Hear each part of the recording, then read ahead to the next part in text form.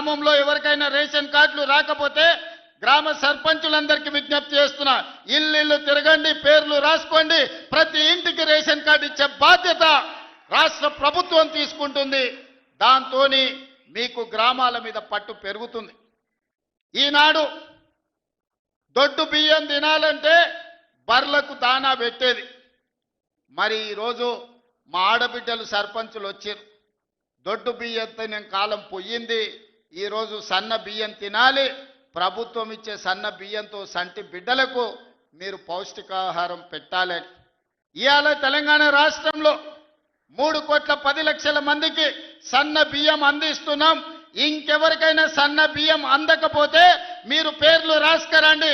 ప్రతి వ్యక్తికి సన్న బియ్యం 6 కిలోలు వాళ్ళ ఇంటికి పంపించే బాధ్యత మీరు తీసుకోండి. మీ తరఫున మీకు బియ్యం ఇచ్చే బాధ్యత నేను తీసుకుంటా.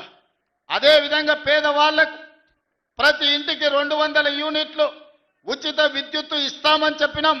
ఏ పేదవాడి ఇంటికైనా ఉచిత విద్యుత్తు 200 యూనిట్లు రాకపోతే వాళ్ళ పేర్లు రాసుకోండి. మీరు రాసిన ప్రతి ఇంటికి ఉచితంగా 200 యూనిట్లు విద్యుత్ ఇచ్చే బాధ్యత మీ అన్న మీ సోదరుడిగా నేను తీసుకుంటా. అదేవిధంగా